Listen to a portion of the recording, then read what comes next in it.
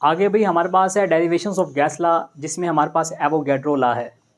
Avogadro law होता क्या है, अगर हमारे पास दो डिफरेंट गैसेस हैं और स्टैंडर्ड टेम्परेचर और प्रेशर पर उनका वॉल्यूम सेम है, तो इसका मतलब ये है दोनों में नंबर्स ऑफ मॉलिक्यूल या नंबर्स ऑफ पार्टिकल भी क्या है, सेम है। तो N1 जो है वो गैस 1 के लिए टोटल नंबर्स ऑफ मॉलिक्यूल हैं, N2 जो है वो गैस 2 के लिए टोटल नंबर्स ऑफ मॉलिक्यूल हैं। क्या ये दोनों बराबर हैं STP पर? अगर बराबर हैं तो ये एवोगैड्रो लॉ है। तो आज हमने इसे ड्रा करना है काइनेटिक गैस इक्वेशन से। तो इसमें जो है वो हमारे पास टेम्परेचर भी कांस्टेंट होता है और प्रेशर भी क्या होता है, कांस्टेंट, एवोगैड्रो लॉ में। तो आइए बात करते हैं यहाँ पे। वो कह रहा है भाई अब एवोगैड्रो लॉ में हमने दो गैसों को कंपैरिजन करना है, तो हमने यहाँ पे काइनेटिक गैस इक्वेशन को दो गैसों के लिए लेना है। तो PV is equal to 1/3 MnC bar square, 1 मतलब ये गैस 1 की काइनेटिक गैस इक्वेशन है, और दूसरी PV is equal to 1/3 MnC 2 मतलब ये गैस 2 की काइनेटिक गैस इक्वेशन है।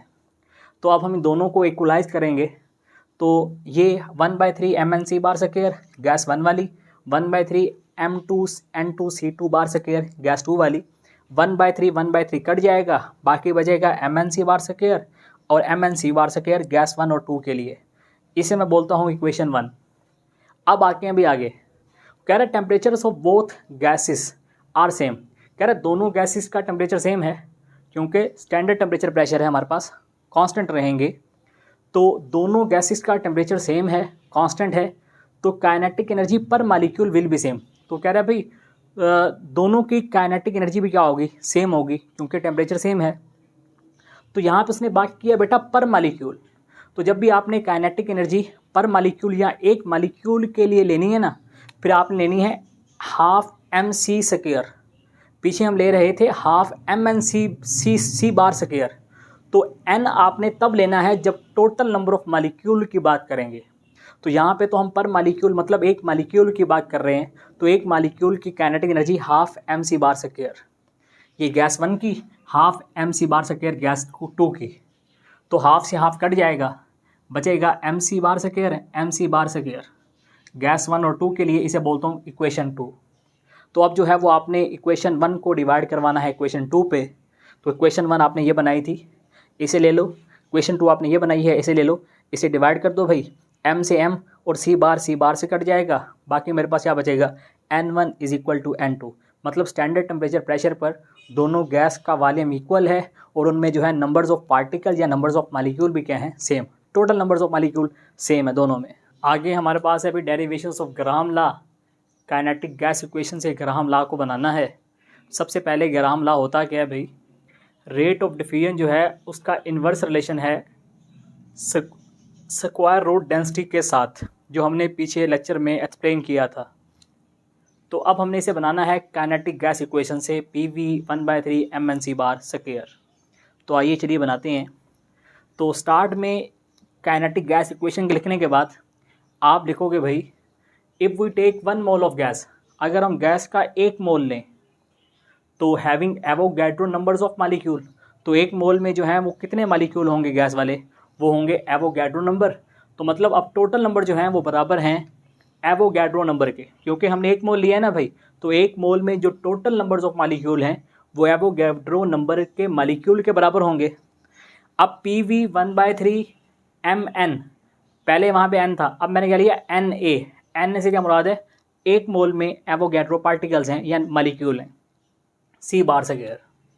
तो आपको पता है भाई जब M से मुराद है मास ऑफ 1 मॉलिक्यूल, जब आप एक मॉलिक्यूल का मास 6.02 10.23 से मल्टीप्लाई करते हो तो वो बन जाता है मोलर मास, मतलब एक पूरे मोल का मास।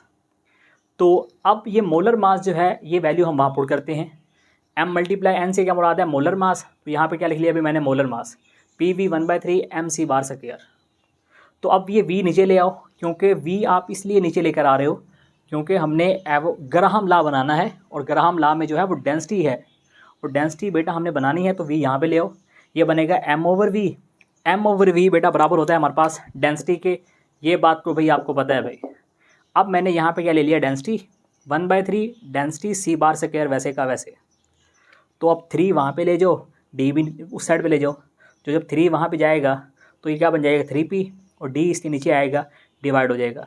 यहाँ पे क्या बचेगा c बार स्क्वायर। अब दोनों का क्या ले लो स्क्वायर रूट, इसका भी और इसका भी। तो फिर वो कह रहा है भाई जो c बार स्क्वायर का स्क्वायर रूट है, root mean square velocity is proportional to the rate of diffusion, इसका रेट ऑफ डिफ्यूजन से डायरेक्ट रिलेशन है। तो हम इसे लिख सकते हैं भाई अब बेटा अगर मैं यहाँ पे लिख दूँ भाई रूट मीन स्क्वायर वेलोसिटी का रिलेशन है रेट ऑफ डिफ्यूजन से, तो मैं यहाँ पे ये ना लिखूँ, मैं यहाँ पे लिख लूँ भाई आर से मुराद है रेट ऑफ डिफ्यूजन। तो मैंने यहाँ पे क्या लिख लिया भाई आर, तो आगे 3p/d, तो 3p कांस्टेंट है, p भी कांस्टेंट है। तो जब मैं सारे कांस्टेंट मिटाऊंगा तो यहाँ पे क्या आएगा प्रोपोर्शनैलिटी वाला साइन, सारे कांस्टेंट हटा दिए तो क्या बनेगा r का इन्वर्स रिलेशन है स्क्वायर डेंसिटी के साथ। तो अब जो है वो हमने ग्राहम लॉ को भी यहाँ से प्रूव कर लिया।